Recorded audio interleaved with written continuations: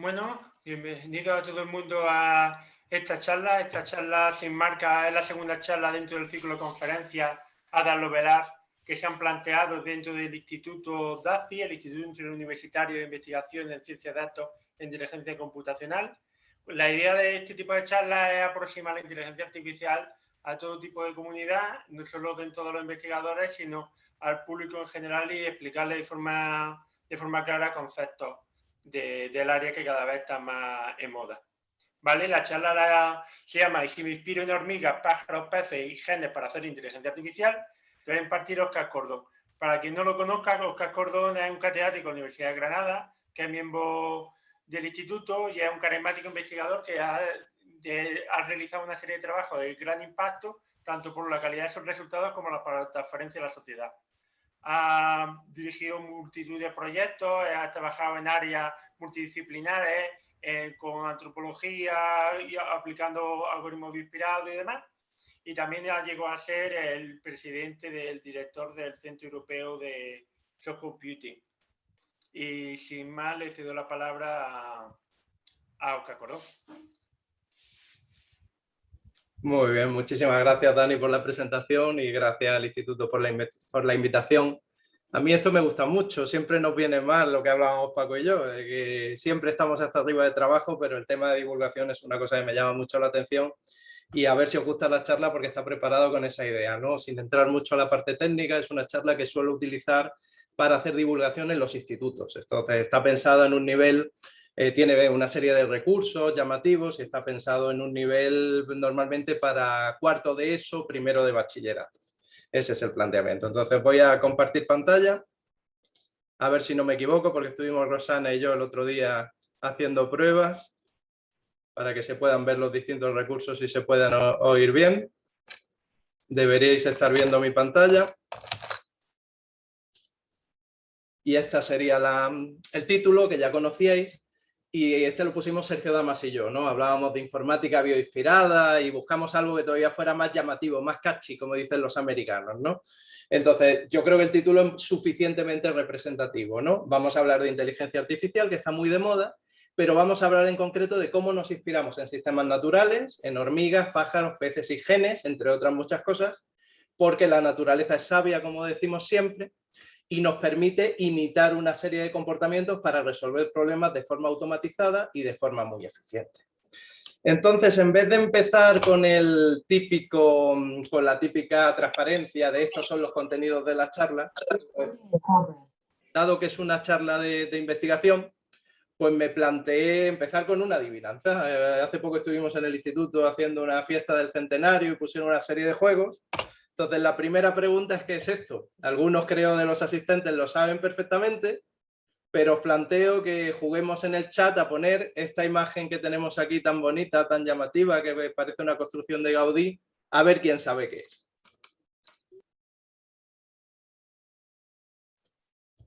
Ya tenemos un arte moderno, un hormiguero, casi, un dolmen. Vamos convergiendo. No es un hormiguero, pero casi. Ahí, Paquito Chus ya ha acertado. Efectivamente, es un termítero. Entonces me vale como ejemplo de punto de partida de la charla que os quiero dar hoy, ¿no? Es una construcción que recuerda mucho a las construcciones de Gaudí. De hecho, Gaudí se inspiraba mucho en los procesos naturales, que se hace sin un control centralizado, con un comportamiento cooperativo de las hormigas y que se construye en una casa y veis que queda así de bonita. Esta está sacada es la que tienen en la Wikipedia y veis que el enlace, pero es una imagen típica del comportamiento de las termitas. Entonces, ahora sí pongo esa transparencia típica de presentación y vamos a empezar por ver una serie de comportamientos naturales complejos, tan complejos como ese que hemos visto. Complejos en el sentido de complicados, pero no solo en ese sentido.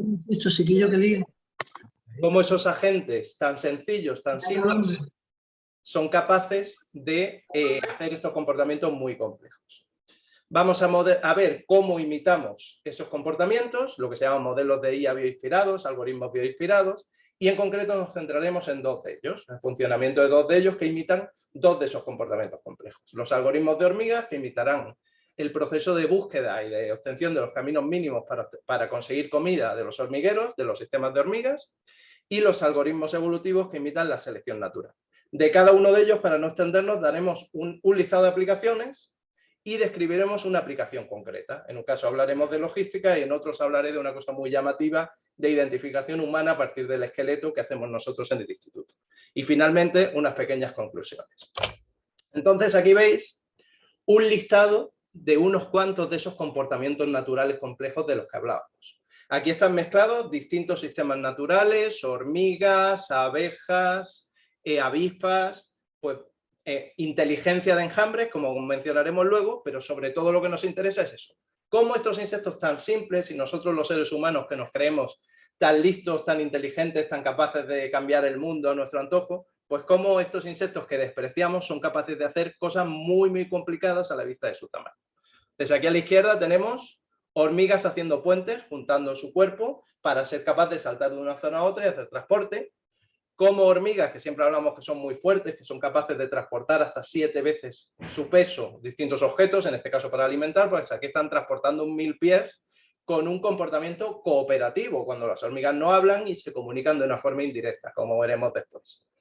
Este de aquí de la derecha a mí me ha encantado siempre, los que somos del área de inteligencia artificial o incluso en la estadística clásica se habla de clustering, pues las hormigas hacen agrupamiento. Esto que tenéis a la derecha del todo es un agrupamiento de los muertos, de los fallecidos dentro de una colonia. Imaginaos lo que pasa dentro de un hormiguero cuando hay algún tipo de proceso, un terremoto, llegamos nosotros los seres humanos y le destruimos el hormiguero, todos esos caminos que se hacen se quedan obturados, se quedan bloqueados y las hormigas son capaces de trabajar cooperativamente haciendo un comportamiento emergente para agrupar esos muertos y volver a abrir el tránsito de la colonia. Y encontré esta foto tan llamativa que es justo ese comportamiento, pero como veis, con hormigas reales, no dentro de estas son reales también, pero están dentro de una pipeta, dentro de un experimento de laboratorio, pero esto es con un ventilador y como ha habido un fallecimiento ahí, las han agrupado todas.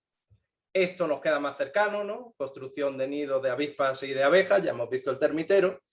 Y esto es otra de las cosas que se ha investigado mucho, que es el baile de las abejas. Las abejas tienen un comportamiento de comunicación de unas a otras de dónde está la comida y lo hacen bailando, siempre decimos que están bailando como se ve en la foto, pero realmente lo que hacen es orientarse con respecto al sol para indicar la localización y la distancia a otras abejas para que puedan llegar hasta allí.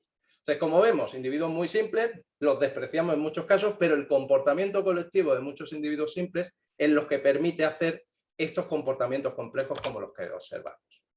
Entonces, la inteligencia artificial bioinspirada se basa en eso, ya decíamos, la naturaleza es sabia, vamos a imitarla, si se resuelven problemas bien con sistemas naturales, vamos a llevarlo al ordenador, vamos a automatizarlo.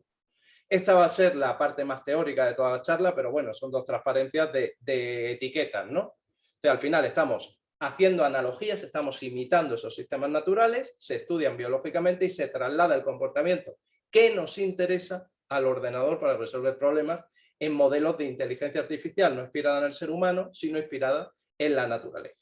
Los solemos llamar algoritmos o modelos de inteligencia artificial. Lo del algoritmo es muy informático, siempre se dice un algoritmo es un programa, pero es un programa que no se ha puesto todavía en un lenguaje de programación concreto, entonces es más general. Luego lo puedes programar en cualquier otro lenguaje de programación, pero es como la receta, los pasos que hay que seguir para resolver el problema, que luego lo puedes programar en Python, lo puedes programar en C, en Java o en lo que tú quieras. Es la receta genérica. Entonces, en este caso, pues imitaremos esos comportamientos para hacer programas, algoritmos, programas de ordenador que sean capaces de buscar en un espacio de soluciones posibles, que sean capaces de hacer machine learning, esto que está tan de moda, aprender por sí solos, que sean capaces de imitar comportamientos y como veis aquí, pues comento que está muy de moda, es muy llamativo y suele gustar mucho. ¿En qué se basa esto? Pues ahí está la clave esa de imitación que decíamos. Es una metáfora biológica, poniéndolo muy finamente. Imitamos ese comportamiento biológico de esos individuos naturales. Y pongo aquí en negrita y subrayado y en grande, y si hubiera tenido luces también lo habría puesto, de forma aproximada. O sea, una cosa es el sistema natural, los biólogos lo estudian, sabemos su comportamiento real, imitaremos hasta cierto punto, porque nosotros lo que nos interesa en el campo de la inteligencia artificial es resolver el problema. Entonces, digamos que haremos algunas trampas, o como digo muchas veces en las clases que damos Dani, Paco y yo en la carrera, pues jugaremos a ser Dios y cambiaremos cosas, dado que las podemos programar en el ordenador, pues cambiaremos algunos comportamientos naturales para obtener una mejor resolución del problema. En general, estos algoritmos pues son no determinísticos, toman decisiones aleatorias, simplemente eso. No siempre que se les dé la misma entrada te van a dar la misma salida, igual que ocurre en la naturaleza, puede haber factores aleatorios que hagan que cambie el tema. En general son paralelos, tienen muchos agentes simples, ya lo hemos visto, hay muchas hormigas, hay muchas abejas, en el cerebro hay muchas neuronas. Entonces, en general, son sistemas paralelos con muchos agentes muy simples, igual que las hormigas, cuando llegamos nosotros con el flip, como decimos los boomers, nos encontramos el reguero de hormigas en nuestra cocina, le damos un bimbazo de flip y dejamos la mancha allí, de repente no hay hormigas y al rato están bordeando la mancha, pues realmente aquí pasa lo mismo. Si los sistemas naturales se adaptan al entorno, nuestros algoritmos, nuestros programas también se adaptarán al entorno. Entonces vamos a poner algunos ejemplos desde un punto de vista muy general y luego nos centraremos en esos dos que hemos comentado. Uno muy clásico son las redes neuronales y además es un ejemplo típico de eso de modelar de forma aproximada. Las redes neuronales tienen más de 60 años de vida y más de 70 casi. Fueron uno de los primeros desarrollos en la inteligencia artificial y la imitación inicial fue el sistema nervioso del cerebro humano, las sinapsis, las conexiones. Luego se utilizaron como mecanismos de control y mecanismos de aprendizaje automático de Machine Learning y cada vez se han ido alejando un poquito más de la metáfora biológica del cerebro, aunque ahora se trata un poco de recuperar esa idea. Pero al final tú lo que quieres es un sistema que aprenda por sí solo y muchas veces es un algoritmo matemático lo que queda después de esa inspiración. Otros de los que hablaremos hoy son los algoritmos evolutivos. En este caso se inspiran en los principios de Darwin y de Mendel, luego lo mencionaremos, pero evolución natural, adaptación de las especies, selección genética, selección del más fuerte, para resolver problemas complejos de optimización y de búsqueda, incluso de Machine Learning también. Entonces, imitando la idea de que el cromosoma representa el genotipo de un individuo, ya sea un ser humano o cualquier otro tipo de animal, cualquier otro tipo de ser vivo, nosotros representaremos soluciones a los problemas que queremos resolver, los evaluaremos y jugaremos a hacer una selección natural y una reproducción para obtener las mejores soluciones posibles. Otros menos conocidos, pero muy llamativos también, son los algoritmos inmunológicos o los sistemas inmunológicos. Entonces, esto es lo que imitan, es el sistema inmunológico humano. El sistema inmunológico es la primera fase que se ejecuta ante una amenaza, ante una enfermedad, ante un virus, ante cualquier actuación externa contra nuestro sistema del ser humano. Y principalmente lo que hace es clasificar esa amenaza, esas células que tenemos, como propias o externas. De hecho, el cáncer es un efecto asociado a esto. El cáncer lo que hace es volvernos locos al sistema inmunológico, cree que nuestras propias células son células atacantes, células externas, y empieza a destruirlas. Entonces, hay algoritmos que imitan ese comportamiento principalmente para hacer clasificación automatizada y además clasificación automatizada donde hay un gran número de ejemplos positivos y un número muy pequeño de ejemplos negativos o viceversa. Realmente solemos llamar positivos a los de la amenaza. Entonces, por ejemplo, para detección de transacciones fraudulentas o detección automática de ataques a un sistema informático. Y ya aterrizando en esta idea de los bichos que he comentado antes, de los insectos, pues toda esa área de imitar a los insectos se suele llamar Swarm Intelligence en inglés o inteligencia de enjambre. Entonces es un área específica de la IA, de la inteligencia artificial, que trata de estudiar ese comportamiento colectivo, ese comportamiento cooperativo, que con acciones muy simples de esos individuos provoca esos comportamientos emergentes, esa resolución de problemas complejos que hemos visto. Entonces aquí tenéis algunas imágenes, las típicas que además han sido hasta en anuncios de televisión, ¿no? De las bandadas de pájaros, cómo son capaces de moverse como un único individuo cuando realmente son muchísimos pájaros. Y me gusta poner siempre, supongo que muchos conoceréis a Michael Crichton, que es el autor de todos los libros relacionados con los dinosaurios, con parques jurásicos, este tipo de cosas. Pues si os llama la atención las charlas, tiene una novela llamada Presa, donde precisamente se trata de este tipo de comportamiento colectivo. Entonces aquí ya hemos visto algo desde el punto de vista biológico. Aquí lo que se imita son sociedades colectivas del tipo de bandadas de aves, ese movimiento, abejas, avispas, hormigas o termitas, bandadas de peces y hasta incluso manadas de mamíferos, aunque realmente esto es bastante colateral y no han sido algoritmos que hayan funcionado bien. Una cosa es la metáfora biológica y otra es que luego el programa, el algoritmo funcione bien para resolver un problema. Puede quedarte muy bonito, pero luego no puede ser útil.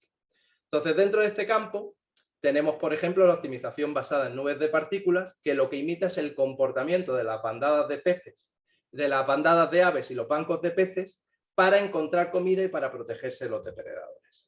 Aquí tenemos un pequeño vídeo y como veis, pues un comportamiento habitual. Aquí se tiene una pecera, 4 pececitos y están alineándose unos con otros y todos tienen un comportamiento que se siguen, que mantienen las distancias y se mueven todos hacia una distancia. Ese es el comportamiento habitual para localizar la comida y es el que se imita para resolver problemas.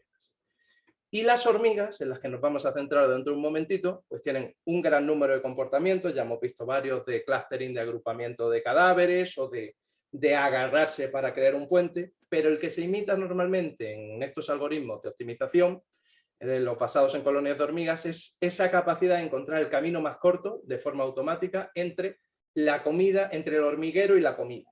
Incluso interactuar ante choques, ante flip, como decía yo antes, ante cualquier tipo de objeto, de obstáculo que se les ponga delante y adaptarse y encontrar ese camino de la forma más rápida posible. Y por último, antes de entrar en los algoritmos, siempre que hay una charla de inteligencia artificial nos preguntan por los robots, ¿no? Hasta ahora todo he hablado de software, programas, programas, programas. Bueno, pues no es solo programas.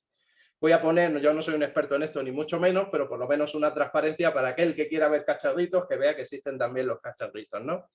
Entonces, igual que tenemos la Swarm Intelligence, que se imita a la hora de programar y a la hora de hacer sistemas de ayuda a la decisión, sistemas de toma de decisiones, algoritmos de aprendizaje automático, que es software, pues también existen investigadores que trabajan en el área de Swarm Robotics, que en este caso lo que se hacen son robotitos pequeños y se cambia un poco la perspectiva clásica, el modelo donde se tiene un robot muy grande, tipo misiones de la NASA, donde se tiene un robot concreto, grande, que cuesta muchos millones y que luego lo sueltas en el espacio y como te falle, pues tienes un problema, Houston, nunca mejor dicho, y se va a la idea de que los sistemas de enjambres son mucho más flexibles porque tienen muchos individuos, más sencillos, más baratos, incluso si muere un 20% de las hormigas del hormiguero, el hormiguero sigue trabajando. Pues aquí veis que este tipo de robotitos pequeñitos se construyen de una forma sencilla y hacen comportamientos del estilo que hemos visto de las hormigas. Por ejemplo, son capaces de agarrarse entre sí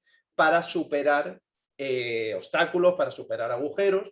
O yo he visto también, por ejemplo, ese transporte colaborativo. Marco Dorigo, que es uno de los padres de los algoritmos de hormigas, últimamente trabaja sobre todo en robótica de enjambres. Y en ese caso concreto, pues él tiene algoritmos que son capaces de arrastrar un ser humano para meterlo dentro de una zona donde hay un incendio, donde hay algún tipo de recuperación que no puede entrar un ser humano, se mandan a los robots y son capaces de arrastrar a esa persona que ha podido perder el conocimiento y sacarla. Entonces, pues un pequeño guiño a la parte de robots. Bueno, centrándonos en los dos algoritmos que os quería contar, vamos a ver qué es lo que se imita de ese comportamiento de las hormigas. Entonces, aquí voy a utilizar algunos recursos, algunos vídeos de algunas películas de dibujos animados para que nos quede más cerca. La primera idea es que las hormigas son capaces de sacrificarse por la colonia, tienen un comportamiento mucho más cooperativo que nosotros mismos como seres humanos. Yo muchas veces digo que mucho mejor nos iría a la especie humana si nos comportáramos como hormigas. Entonces, la hormiga es capaz de sacrificarse por la especie sin pensar en su desarrollo individual. Para expresar esa idea, pues he cogido un vídeo de esta película que ya tiene unos añitos, del año 98, que se llama Hormiga Z. Y si recordáis, Hormiga Z era de una hormiga que era totalmente ácrata, totalmente distinta a las demás, y ella iba a contracorriente. Entonces, este primer vídeo nos ilustra esa idea del comportamiento colectivo. Soy insignificante, pero optimista. Oh, lo siento, Zeta. No te he visto. Genial, Azteca. Ya funciona. De tan insignificante soy invisible. Ahora lo entiendes. Al fin y al cabo, lo que cuenta no eres tú, sino nosotras. El equipo. Lo que cuenta es esto.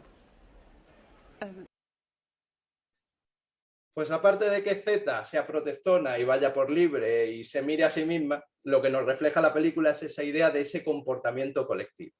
Otra escena muy buena de la película, claro, lógicamente no es real, pero que refleja ese comportamiento cooperativo es lo de set la bola, que es muy parecido a lo de Be Water, My Friend, eso que está ahora tan de moda, ¿no? Que estuvo tan de moda.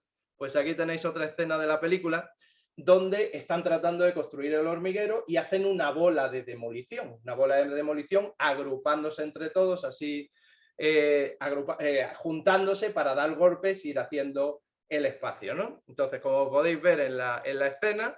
Y por lo que más quieras, alegra esa cara. Claro, vamos. ¿Cómo no voy a alegrarme de ser una pieza del engranaje de la maquinaria? Bien, obreros, recordad.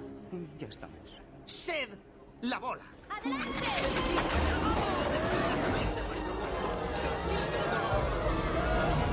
Venga, soporta el dolor. Esto es por la colonia. Bueno, momento Miley Cyrus, por una parte. Por otra, obviamente esto no es verdad, pero refleja la idea de ese comportamiento cooperativo y ese sacrificio. He cortado aquí la escena porque Z va por libre, suelta a todas las demás de la bola y provoca un estropicio. Realmente las hormigas reales no lo harían así. Bueno, pues como comentábamos antes, las hormigas tienen un mecanismo de compartición, un mecanismo de comunicación que nos deja bastante sorprendidos ver que son capaces de hacer esos comportamientos tan complejos, porque el 95% de las hormigas son ciegas. Existen muy pocas hormigas que son capaces de ver, está demostrado por los biólogos. Y en general, aparte de una comunicación directa cuando se tocan por las antenas, lo que hacen es comunicarse de una forma indirecta. Incluso con esa ceguera, esa poca percepción del espacio, son capaces de tener ese comportamiento que encontramos del reguero de hormigas que nos lleva desde el hormiguero hasta la comida. Como nos dejemos un poco de azúcar a la vista en nuestra cocina o miel o cualquier cosa, como viváis en el campo, sabéis que automáticamente tenéis ese reguero. Yo vivo en un pueblo y me pasa perfectamente, me pasa habitualmente. Entonces, ¿cómo ocurre esto? ¿Cómo lo hacen? Bueno, pues como os decía, aparte de la comunicación que hacen a través de las antenas, pues lo normal es que toda la comunicación sea indirecta. Es un proceso que se llama estimergia, es un nombre muy técnico, pero el nombre con el que los biólogos representan esa comunicación indirecta, y la comunicación indirecta se hace soltando una sustancia en el suelo, un químico. Según las hormigas se van moviendo, van soltando una sustancia en el suelo que se llama la feromona. Y las hormigas son capaces de oler esa feromona y de guiarse por ella. Entonces la comunicación se hace de tal forma que la sueltan, y normalmente las de la misma colonia son capaces no solo de seguirla, sino de reconocerla como de una hormiga de su colonia, y si huelen feromona de otra hormiga, detectan automáticamente que esa hormiga no es de las suyas. Entonces, gracias a eso es como si tuviéramos una comunicación de las nuestras de las gincanas, de ir dejando pistas y tú vas siguiéndolas y vas encontrándote cosas, y se tiene un mecanismo de dejar una notita, otro la lee, la vuelve a dejar en el sitio y se va haciendo así. Entonces, según se mueve la hormiga, suelta feromona, su viaje de ida, su viaje de vuelta, y es el que permite tanto moverse por el espacio como volver a encontrar el camino de vuelta a casa. Entonces aquí tengo otra película, en este caso se llama Bichos, de Disney Pixar, donde la frase clave y el ejemplo para ver ese rastro de feromona, al final la deposición de feromona nos va creando un rastro, es esta que pone aquí de desastre, me he perdido, no puedo seguir el rastro. También es muy ilustrativa, ¿no? Aquí nuestras hormigas siguiendo su rastro ya predeterminado y dejando la comida en la colonia. Y de repente cae una hoja. ¡No! ¡Desastre! Me he perdido. No puedo seguir el rastro. ¿Y ahora qué vamos a hacer? Esto parece la autovía de Granada, ¡Que no no la cunda punta. el pánico! ¡Que no cunda el pánico! Somos expertos profesionales. Tranquilizaos. Procederemos a rodear la hoja. ¿Rodear la hoja? No creo que podamos hacerlo. ¡Ah, tonterías! Esto no es nada comparado con la ramita del 93. Eso es. ¡Bien! Vais muy bien. 1, 2, seguid la formación. Atento a mis ojos, la vista al frente, y ya tenemos aquí la senda. Gracias, señor Terrón. Buen trabajo, muchachos. ¡Oh, cielos! Hay bastante huecos. Bueno, aquí lo llaman la senda, realmente solemos llamarlo el rastro de feromona. Representa muy bien la idea que comentábamos de que se ha depositado ese químico que todas pueden oler y que van siguiéndolo para encontrar la comida y dejarla en el hormiguero. Lo que es mentira es eso de que haya un director de orquesta, haya un jefe de obra que les diga tenéis que tirar por aquí, tenéis que tirar por aquí. Como comentábamos antes, las hormigas son adaptativas y son capaces de hacerlo por sí solos, y lo hacen con un comportamiento cooperativo. Vamos a ver esa idea porque es la que vamos a imitar.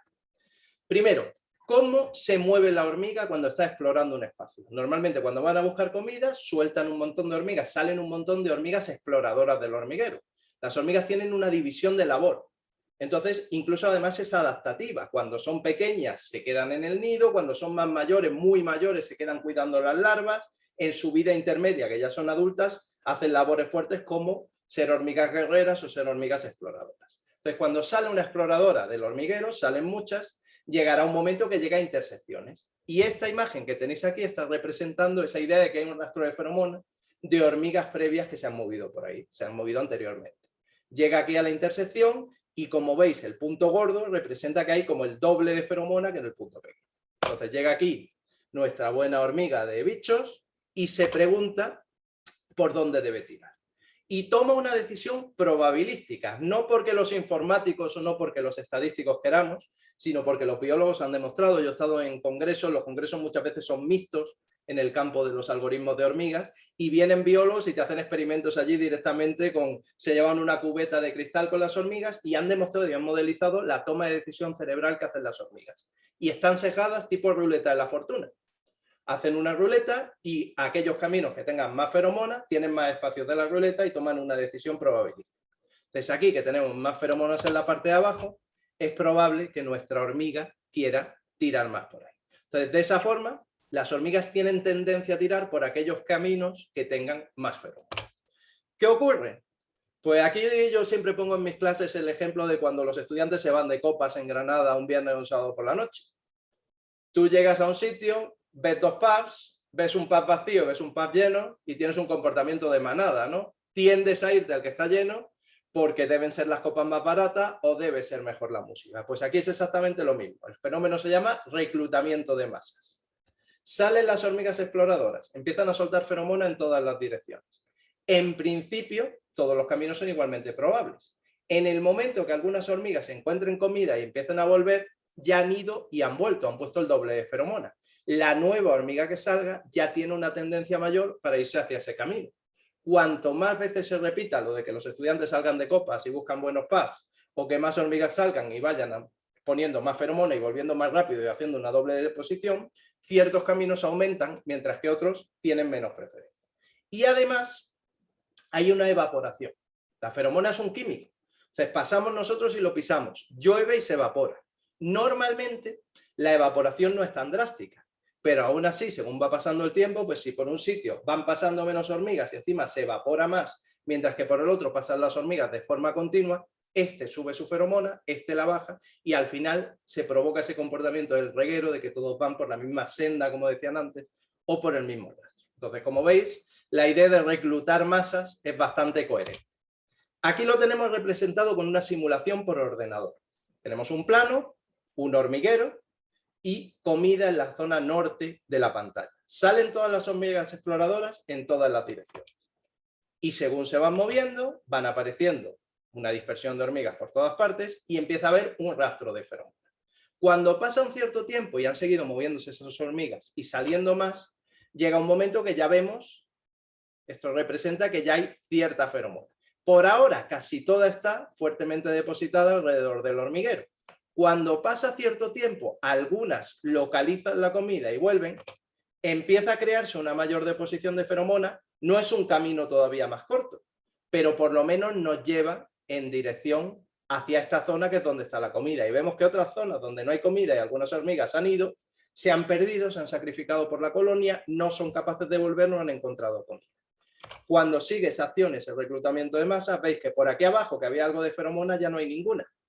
Han ido menos hormigas y además se ha evaporado. En cambio, este camino, que lleva de una forma casi directa del hormiguero a la comida, se ha reforzado y ya la gran mayoría de las hormigas que van saliendo de aquí van directamente por ese camino porque tiene mayor sesgo y vuelven, con lo cual progresivamente dentro de un rato toda esta feromona se evaporará. Y dices, bueno, ¿y qué pasa si aparece la hojita o la ramita del 93? Pues no hace falta que salga el jefe de la manada, el jefe del hormiguero a decir tenéis que tirar por aquí. Ellas solas inicialmente tiraban por aquí, han encontrado un obstáculo. Cuando llegan aquí no hay rastro de feromona, el 50% van para un lado, el 50% van para otro. Después de un cierto tiempo, el camino más corto empieza a recibir cierto aporte, entonces habrá un camino de esta forma. Y además, progresivamente, según vaya avanzando, se darán cuenta de que la diagonal es más rápido que llegar por aquí y el aporte de feromonas será salvando el obstáculo. Entonces, claro, esto es una simulación de ordenador. Bueno, pues vamos a verlo con hormigas reales. Este vídeo me gusta mucho, realmente duraba muchísimo, pero lo vamos a hacer mucho más rápido. Está cortado, en 1 minuto vamos a ver un proceso, cómo las hormigas pueden encontrar el camino más corto. A ver, como veis aquí, se muestra la imagen, se ve un poquito mal, pero tenemos un reguero de hormigas que va en línea recta y les cae una ramita del 93. Una hoja realmente, si lo observáis, es una grapadora. Entonces, según van llegando por un lado o por otro, van chocando y se van hacia arriba o hacia abajo. Después de cierto tiempo, de 10 minutos, ya vemos como aquí siguen moviéndose, pero ya aquí empieza a crearse una pequeña diagonal. Solamente han pasado 10 minutos. Después de 20, esta diagonal de aquí ya está muy marcada. Por aquí todavía siguen llegando mayoritariamente. Después de 24 horas, ya no es que lleguen aquí a hagan la diagonal, sino que directamente han encontrado el camino más corto. Fuera de los planos por la parte sur.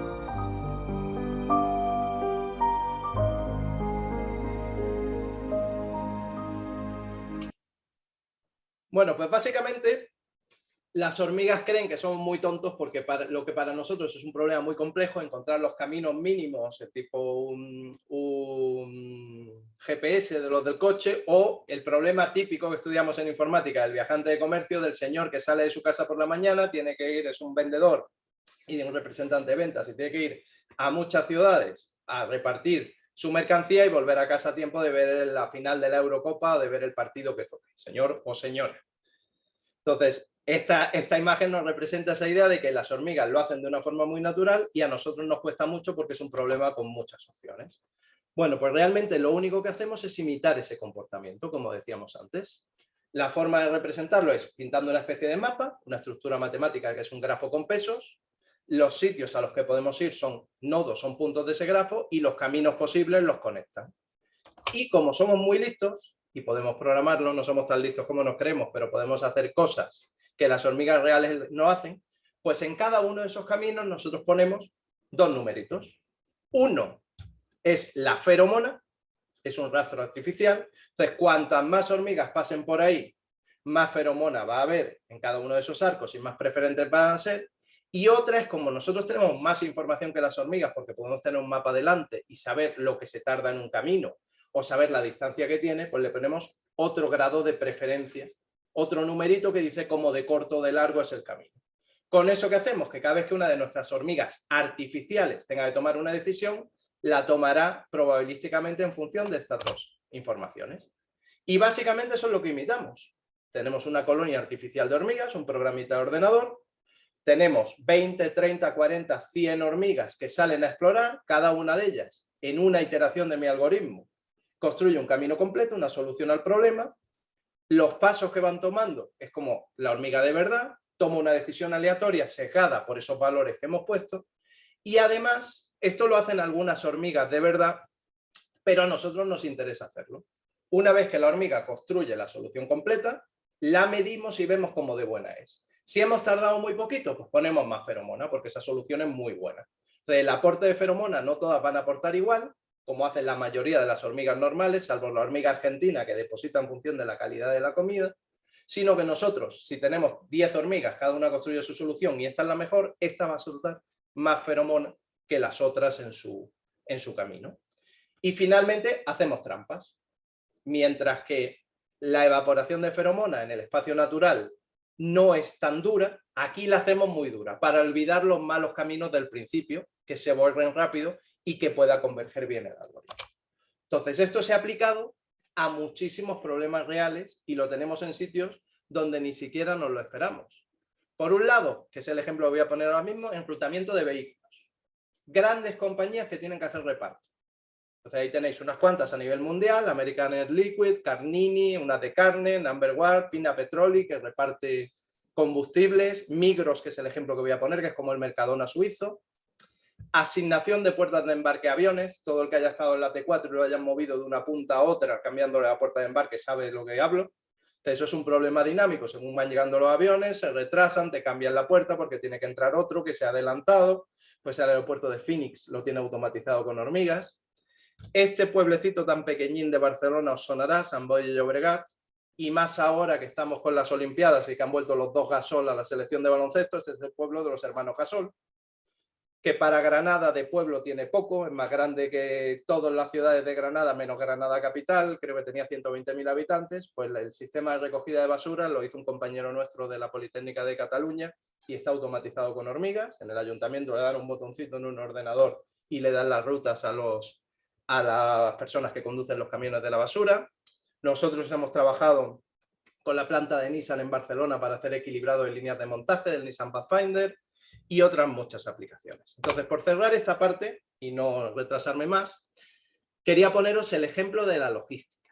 Entonces, básicamente esto lo hacen todas las grandes compañías. En Granada, dos ejemplos muy claros: Puleva, que reparte leche, y Cervezas Alhambra, que reparte una cosa que nos gusta más que la leche a algunos. Entonces, todos los días se hacen repartos tanto a supermercados como a bares, como a distintos dispensadores. Lógicamente, cada localización tiene unas condiciones distintas.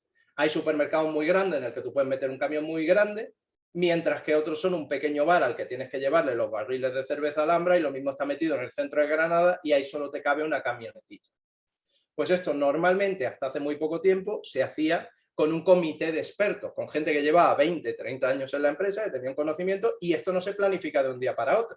Esto se planifica a 20 días vista. Entonces tú decides qué metes en los camiones, a dónde va a ir y tienes que cumplir una serie de restricciones del tipo, si estás repartiendo carne y la planificas para dentro de una semana, pues la carne te puede caducar. O la leche del día la tienes que repartir en el día, la planifiques para hoy o para dentro de 3 días. O sea, hay que diseñar las rutas más adecuadas. Como decimos, hay que planificarlo, normalmente lo hacen las personas, pero esto es precisamente lo que hacen las hormigas. Si imitamos las hormigas, es muy probable que podamos automatizar ese proceso de mejor forma. Bueno, pues hay una empresa que se dedica explícitamente a eso. Cuando Dorigo propuso con su equipo los algoritmos de hormigas, desde el año 2000 se montó una empresa en Lugano, en Suiza, y se llamaba Enroute, era el producto comercial que tenían, y era un algoritmo de hormigas para diseñar estas rutas de reparto. Entonces aquí tenéis un ejemplo de Migros. Migros es una cadena de supermercado en Suiza. Pensarlo, ya os digo, como si fuera el Mercadona. Allí tenía en aquel momento, estamos hablando que esto es de mediados del año 2000, o sea, de hace 15 años. Imaginad los PCs de hace 15 años. Pues esta empresa tenía 600 supermercados, tenía una flota de camiones entre 150 y 200 vehículos y claro, es un problema totalmente dinámico. Que tengas conductores ese día o no los tengas, tienes bajas laborales, tienes camiones que están pasando la ITV, un camión pincha, un camión se avería, tienes que adaptarte. Y además, como decíamos antes, había vehículos de distintos tamaños. Camiones, trailers y unidades tractoras. Se medían en palés en cuanto les cabían y, lógicamente, si te cabe en un trailer 35 palés, pues en el Mercadona de Ojíjares al que yo voy a hacer la compra no me cabe un camión de esos. Eso te cabe en un área comercial externa, ni mucho menos en el centro de Granada. Entonces tú tienes la restricción de qué camión pueden mandar a cada sitio para hacer la planificación a muchos días vistas. Restricciones de productos perecederos que decíamos y alguna serie de servicios extra. Bueno, pues aquí tenéis un ejemplo que te ponían en la empresa de una planificación de reparto de 20 días. 52.000 palés a 6.800 clientes. O sea, ya no es un problema pequeñito de juguete del que solemos utilizar cuando damos clase. Lógicamente hablábamos de 600 supermercados y estamos diciendo aquí 6.800 clientes porque se va a ir repartiendo al mismo cliente, al mismo supermercado varias veces. Siempre se pueden hacer replanificaciones, lo que se hace con estos casos, pero tú tratas de tenerlo planificado con cuanta mayor antelación mejor. Los expertos de la empresa necesitaron 3 horas. El algoritmo en un PC, las hormiguitas que programaron en un PC, lo hizo en 5 minutos. Y aquí estas dos columnas nos dan la comparativa entre las dos soluciones, las dos primeras columnas. Esta es la planificación humana, se mide el número de viajes, el número total de kilómetros hechos y la carga media de los camiones. 2.056 viajes, 147.000 kilómetros y una carga al 77%. La planificación humana. Y claro, como decíamos, los humanos no somos perfectos y no somos capaces de estudiar tantas opciones. Las hormigas lo hacen en la naturaleza, pues el algoritmo de hormigas te permitía reducir en 250 el número de viajes, con el consecuente ahorro en gasolina, en kilómetros, en ruedas de mantenimiento, 4.000 kilómetros menos, y los camiones cargados al 87%. Cuidado, Luego hay problemas multiobjetivos. También existen algoritmos multiobjetivos de hormigas. Si llenas más el camión, pesa más y gasta más gasolina. Luego tendrás que ver qué te interesa. Pero de por sí había una mayor ocupación y menos camiones. Y esta última columna la dejo porque es un ejemplo muy bueno. Muchas veces tienes unas restricciones adicionales. Aquí había una restricción que representaba la obligación de que el camión, cuando terminara de repartir, terminara en un supermercado que estuviera lo más lejos posible del depósito del que salga. Cosa que de primera nos suena bastante extraña, pero era una normativa que tenía la empresa. Bueno, pues ahora ya no tienes solo una toma de decisión humana, tienes un algoritmo implementado en el ordenador que te permite hacer simulaciones. Entonces aquí dijeron, oye, vosotros nos habéis dicho que esto tiene que quedarse el camión siempre lo más lejos posible. Pero vamos a hacer una simulación en la que no aplicamos eso. Al no aplicar eso y permitir que el camión terminara su ruta de reparto en cualquier sitio, se bajaban 200 viajes más y se bajaba sobre todo 17.000 kilómetros más el reparto y se llenaban más los camiones.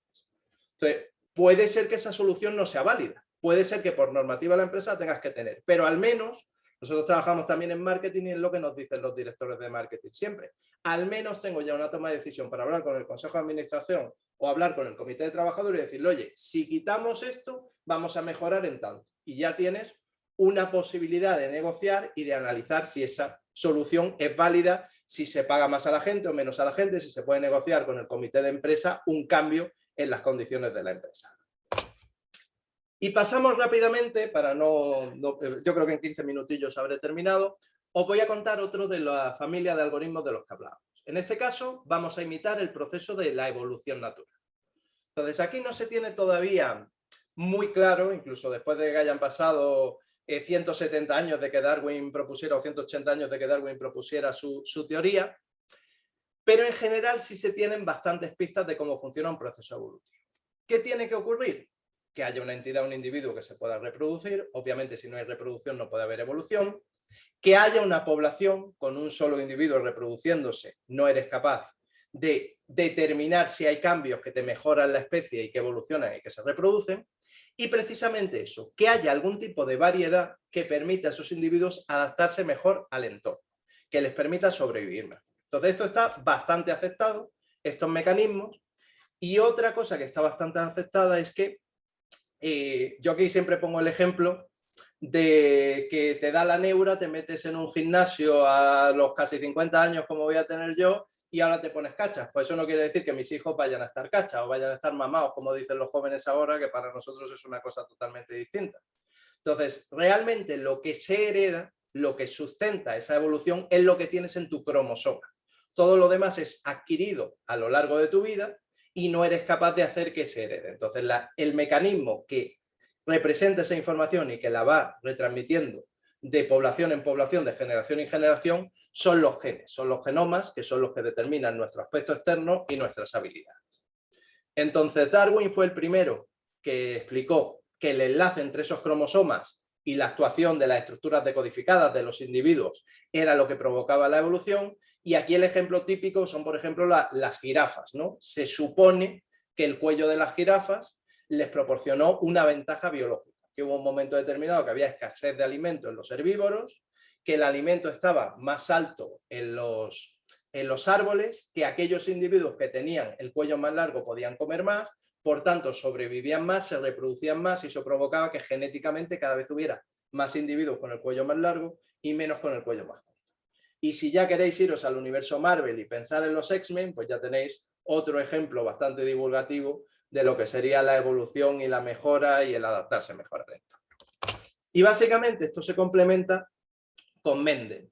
Mendel fue el primero que demostró a través de sus experimentos con guisantes, con los guisantes amarillos y verdes, que ese genoma, esa capacidad de adaptarse, esa información genética estaba representada en el cromosoma y que cuando se mezclaban los cromosomas se heredaban ciertas de esas características y que si las características que se heredaban ayudaban al individuo a adaptarse mejor al entorno eran las que pervivían en la especie y que algunas mutaciones son mucho menos habituales que la combinación de por sí de los genes, con un proceso de mucho tiempo provoca que la especie mejore. Entonces, básicamente, el resumen de la teoría neodarwiniana de Darwin y de Mendel es que tiene que haber una reproducción y una herencia, una pequeña mutación, una competición para que se reproduzcan los más fuertes y una selección natural que hace que esos más fuertes sean los que sobrevivan y que expandan su semilla y provoquen esa mejora evolutiva a largo plazo. Pues eso es lo que imitamos en este caso.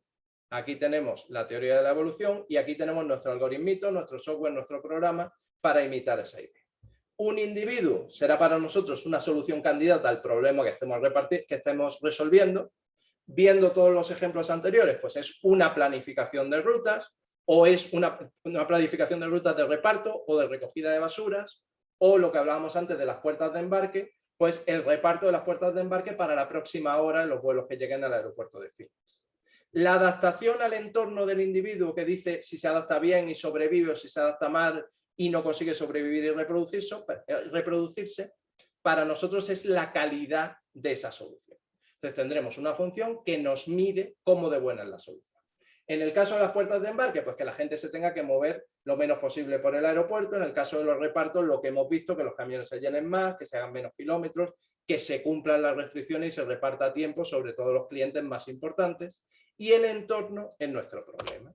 Entonces, básicamente, igual que imitábamos antes ese comportamiento biológico de las hormigas, aquí imitamos la idea que teníamos, los conocimientos que tenemos de cómo va la selección natural.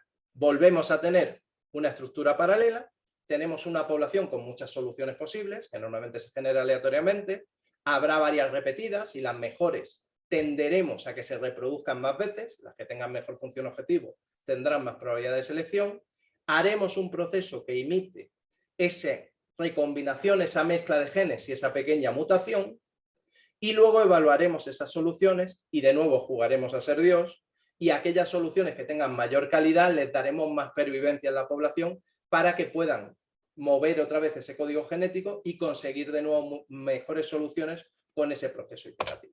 Entonces, como veis aquí, estas transparencias les tenemos Paco Herrera y yo mucho cariño porque creemos que son bastante ilustrativas. Cuando tú representas las soluciones puedes utilizar distintos códigos, puedes representarlo como genes, como bits, ceros y unos, normalmente para problemas de selección, como una ordenación para un problema de visitar ciudades, como un número entero o un número real, un problema de optimización numérica, un problema en el que quieras hacer un diseño.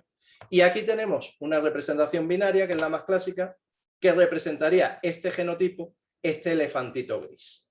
Entonces, el proceso de mutación imitaría totalmente a cómo muta nuestro genoma. Un gen cambia de valor, se escoge aleatoriamente un gen, se cambia este 1 por un 0 y eso que provoca un cambio en el genotipo, un cambio en la solución. En este caso, por ser muy ilustrativo, habríamos cambiado la variable de color, el genotipo de color, y el elefante sería negro. Esto, como decimos, se hace muy poquito. Normalmente hay un cruce muy alto, igual que en la naturaleza. Los descendientes mezclan los cromosomas del padre y de la madre en un punto de corte y se sacan los dos cromosomas del hijo, y eso pasa siempre, y la mutación es muy poco habitual y no todas las mutaciones son positivas. Solo aquellas mutaciones que provocan una mejor adaptación son las que se mantienen en la población. En el caso del cruce, pues de nuevo se imita el operador de cruce estándar. Aquí tendríamos dos padres seleccionados de esta población de elefantitos, uno con todo a unos, otro con todo a ceros. Normalmente el operador de cruce estándar, el operador de recombinación genética en la naturaleza, pega los dos cromosomas de padre y de la madre por un punto y corta en ese punto llevándose un trozo de padre y de madre y un trozo de padre y de madre. Pues aquí se hace exactamente lo mismo. Estos serían los dos padres, elefante naranja y elefante gris. Se escoge aleatoriamente un punto de corte y te quedas con la cabeza de un cromosoma y la cola de otro, y la cola del primer cromosoma y la cabeza del otro. Entonces, como vemos, estamos mezclando esa información y ahora habrá que evaluar esos descendientes, igual que en la naturaleza, para ver si han salido fuertes, más fuertes que los padres, mejores, y se adaptan bien o no se adaptan bien. Aquí jugamos, para que sea ilustrativo, a mezclarle, obviamente, esto es una aberración natural, pero nos representa que se ha mezclado el color del cuerpo y el color de la cabeza. Y al final lo que tienes es un algoritmo que has programado en el ordenador que hace un proceso iterativo y repetitivo de generar una primera población que o bien lleva cierta información previa que te da el experto o bien es completamente aleatoria, selección de padres, darle más probabilidad de reproducirse a los mejores y menos a los peores. Aún así es muy importante darle algo a los peores porque incluso un individuo muy malo puede tener un trozo del genoma que sea muy bueno y que al mezclarlo con uno bueno te dé la mejor solución posible al problema. Entonces hay que tener una cierta diversidad genética. Aquí pongo siempre el problema histórico de la nobleza de los Austrias, que en su momento solo se reproducían entre sí y al final iba degradando la especie. Entonces te interesa tener una diversidad genética igual que pasa en la naturaleza. Tienes una población de padres que van recombinando y mutando para tener descendientes y aquí juegas en el reemplazamiento a hacer lo que tú quieras. Lo normal en la naturaleza es que los hijos reemplazan a los padres mueren y los hijos suelen perdurar más que los padres. Pero aquí podemos hacer cosas como tener un cromosoma Matusalén, que sea el mejor desde el primer momento y mientras no encuentres otro mejor lo mantienes en la población. Y ese puede tener 1000 años, 1000 generaciones o lo que sea. Lógicamente nos adaptamos a que el algoritmo funcione lo mejor posible, independientemente que en la naturaleza eso pueda ocurrir o no pueda ocurrir. Y de nuevo, y por ir cerrando, pues aquí tenéis unos cuantos ejemplos de aplicación: industrial, control de procesos químicos, generación de trayectorias de robot, sistemas de producción equilibrados de líneas de montajes, diseño de circuitos. Este es un ejemplo de los que solemos poner en la asignatura que a mí me gusta mucho, optimización estructural. Eso es un problema de diseño de la estructura de un avión para que tenga menor rozamiento contra el aire, que requiere dinámica de computación de fluido y requiere resolver unas ecuaciones de un tamaño gigantesco. Superordenadores. Pero, por ejemplo, eso es lo que hacen en la Fórmula 1 para diseñar las carcasas de los Fórmula 1 para cada año, o las motos, o los cascos, o los bañadores. El famoso bañador de ahora que tenemos aquí unos cuantos cordobeses, de nuestro campeón del mundo cordobés, que luego la FINA le quitó el récord porque el bañador estaba demasiado bien diseñado. Bueno, pues ese tipo de procesos son los que utilizan los túneles del viento en la Fórmula 1, por ejemplo, y normalmente no se resuelven de forma exacta porque no hay ordenador que sea capaz de hacerlo. Se aproximan por algoritmos evolutivos. Y por cerrar, como os decía, aquí os voy a contar una aplicación desde un poquito más de detalle, muy rápido, 5 minutos y estamos listos. Y en este caso es una aplicación nuestra del instituto en la que llevamos trabajando 15 años con el Laboratorio de Antropología Física de la Universidad de Granada. Y siempre pongo, aunque ahora queda un poco boomer y un poco viejuno porque ya no están tan de moda estas series, pero el ejemplo es identificación forense de personas desaparecidas, ¿no? Entonces había 2 series hace unos años que eran CSI y Bones, que estaban de supermoda. En CSI siempre estaban con los análisis de ADN y con los estudios de los bichos, con la entomología. Entonces Grissom siempre miraba la hora de la muerte a través de los insectos que se habían generado en el cuerpo, cosa que pobrecitos nuestros insectos que lo estamos utilizando. Y en nuestro caso lo más cercano es Bones, donde utilizaban antropología física, antropología forense a partir del esqueleto para tratar de identificar la causa de la muerte, identificar el momento de la muerte, la edad del fallecido a través de restos esqueléticos. Entonces, os voy a contar la automatización de una de esas técnicas de antropología física, de antropología forense, que es la superposición craneofacial. Sobre todo en desastres de masas, cuando hay un accidente de avión, cuando hay un tsunami, pues eso que nos creemos siempre de las huellas dactilares, que realmente es lo más usado, el 95% de los desaparecidos, de los fallecidos, se identifican con huellas dactilares, y nos creemos que se están haciendo análisis de ADN todos los días porque lo vemos en las películas. Perdón. Pues realmente no. Se hace pocos análisis de ADN, el ADN se hereda por línea materna. Si tú tienes 4 fallecidos en un avión, en un accidente de avión, pues desgraciadamente no eres capaz de determinar quién es quién porque todos van a compartir cierta parte de ADN. Entonces siempre se suele hacer un estudio previo, un perfilado biológico, donde a partir de los huesos lo que tú determinas es el número de fallecidos, los aíslas, ves la edad, el sexo, que lo puedes determinar a través del pubis, estimas la edad y a partir de ella aplicas otras técnicas para identificar. Y si no tienes otras técnicas, aplicas una identificación a partir de eso.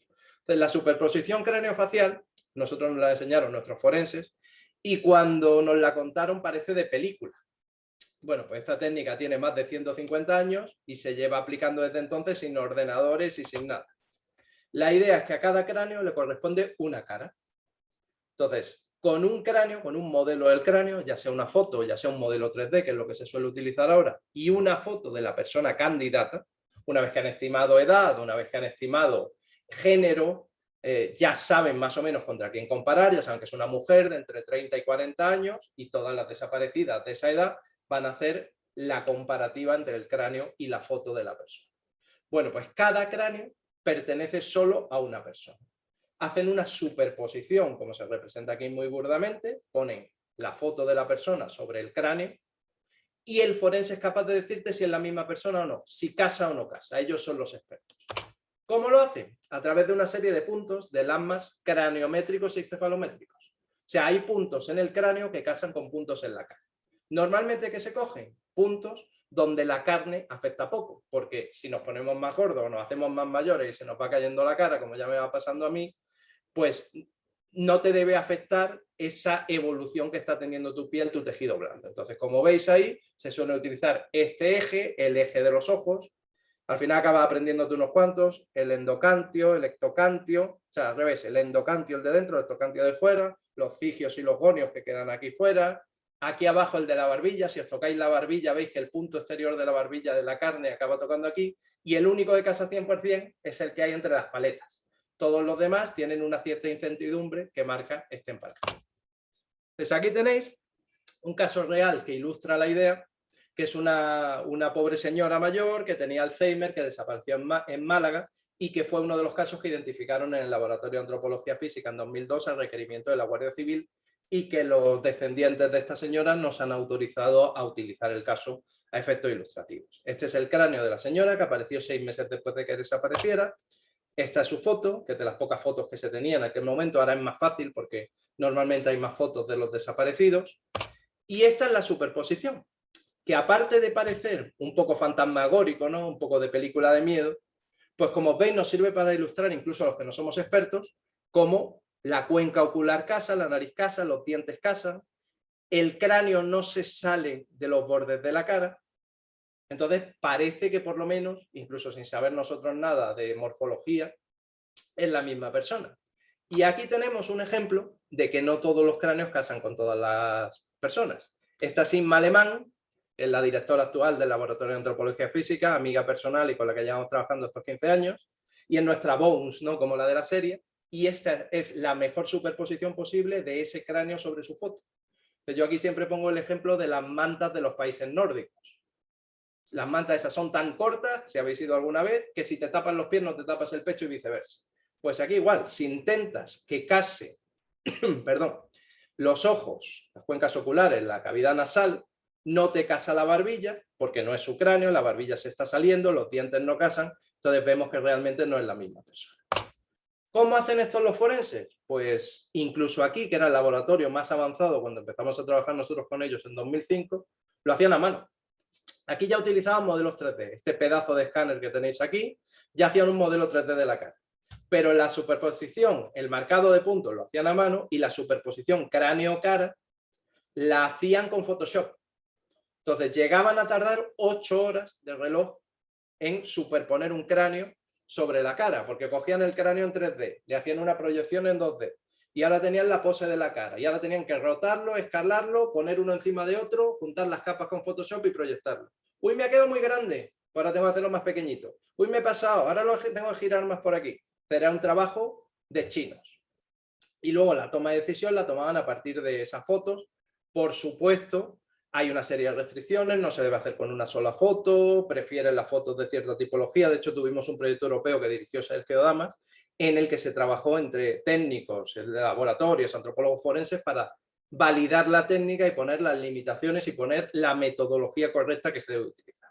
Hablando de la aplicación de evolutivos, pues nosotros lo que hicimos fue automatizar todo este proceso completo, desde la obtención del modelo 3D hasta para un forense que no sepa utilizar un escáner 3D, que no tiene por qué saberlo, algoritmos evolutivos, algoritmos genéticos de lo que hemos visto para hacer la proyección automática de cráneo a cara y apoyo de la toma de decisión con inteligencia artificial. Entonces, esa parte no os la voy a contar, solamente las 2 primeras etapas, muy rápido. Este es el escáner. Esto tan bonito de aquí son los huesos de Cristóbal Colón, que le cedieron al laboratorio, entonces me gusta ponerlos de ejemplo siempre de escaneo. Tuvimos una gran excitación cuando dijimos, vamos a poder trabajar con los huesos de Cristóbal Colón. Desgraciadamente, cuando abrieron la urna, pues este era el hueso más grande que había, este que tenéis aquí, y era una cabeza de fémur y era un tamaño, una cosa así. Entonces, nosotros por lo menos que trabajamos con los huesos no pudimos hacer mucho. De ahí se empezó a sacar las cadenas de ADN y trataron de seguir el proyecto, pero incluso fue complicado. Entonces, lo que hicimos fue, con algoritmos evolutivos, un sistema que solo consiguiendo 5 adquisiciones nos interesaba esta parte del cráneo, pues 2 adquisiciones laterales, 2 de 45 grados y la central, te hiciera un modelo 3D del cráneo de forma automática que tuviera un error menor que 1 milímetro. Entonces tomamos esas 5 poses que adquiría directamente el forense y de forma automática las procesábamos para sacar los puntos más importantes para que fuera rápido, y luego el algoritmo evolutivo te cosía, como decía la forense, iba pegando los trozos para conseguir un modelo 3D que tuviera la morfología correcta para utilizarlo en el ordenador. Como veis aquí, en menos de 2 minutos se conseguía un modelo 3D con un error menor que 1 milímetro. De hecho, la media estaba en 0,37 milímetros.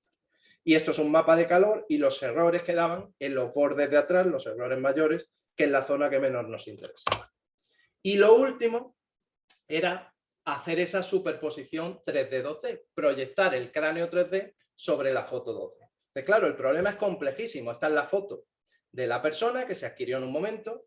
Esto es lo mismo que nuestro móvil. Nosotros hacemos una foto con un móvil, hacemos así, clac, clac, y se hace exactamente esto. Una escena 3D real se proyecta sobre un foco 2D y solo se ve lo que queda en cierta zona, y si lo hacemos demasiado cerca se deforma la imagen, etcétera, etcétera.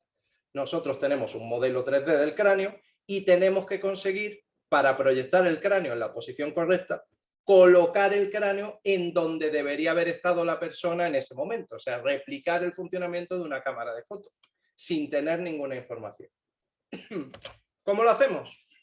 Con un algoritmo evolutivo, los que hemos visto, con un algoritmo genético.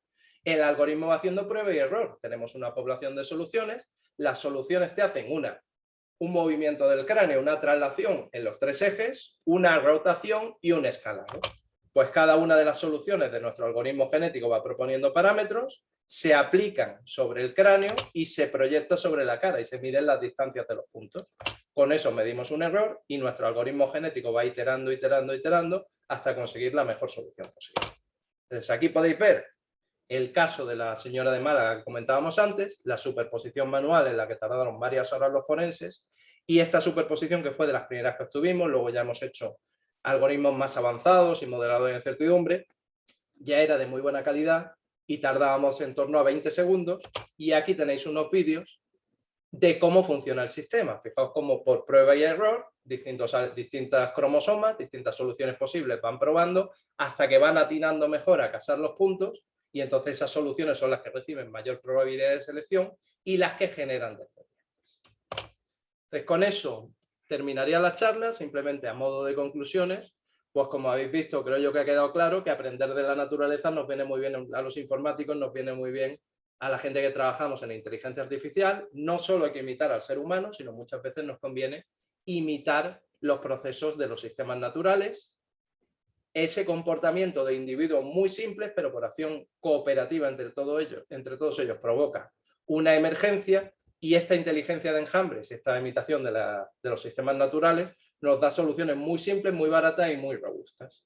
Entonces, hemos visto que se aplica a muchas aplicaciones reales, y eso hace más el que sea muy llamativo, el que sea una cosa que nos recuerda cuando estudiamos en el instituto, todo este tipo de procesos biológicos, pues suele ayudar a que las empresas te lo compren bien, ¿no? Lo entiendan bien, a que cualquier persona que empiece a investigar le llame la atención, y eso hace que sea un campo muy activo en inteligencia artificial.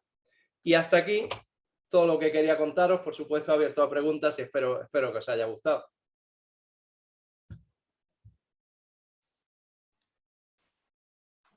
Muy bien, muchas gracias. ¿Se pueden hacer preguntas por el chat? O si no, coge el micrófono y hace la pregunta directamente.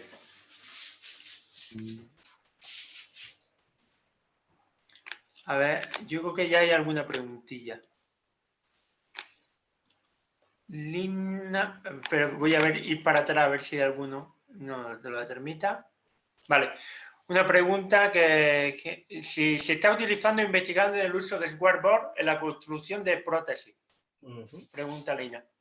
Yo conozco, no Swarmbots, porque si os habéis fijado el tamaño de los Swarmbots es una cosa así como un móvil un poquito más grande. Entonces supongo que Lina está pensando más en eso, en micro robots que se apliquen a esa estructura. Yo sí he visto, y Sergio incluso tuvo un proyecto cuando estaba en el centro de Soft Computing, donde estas técnicas que estamos utilizando con algoritmos evolutivos para la superposición 3D-2D se utilizaban para el diseño de prótesis. Lo que se hacía eran modelos 3D de la tipología de la prótesis que tenía que haber, fotos 2D, radiografías, y se proyectaba y se adaptaba la estructura, el diseño estructural de la prótesis para la persona concreta haciendo una proyección 3D-2D.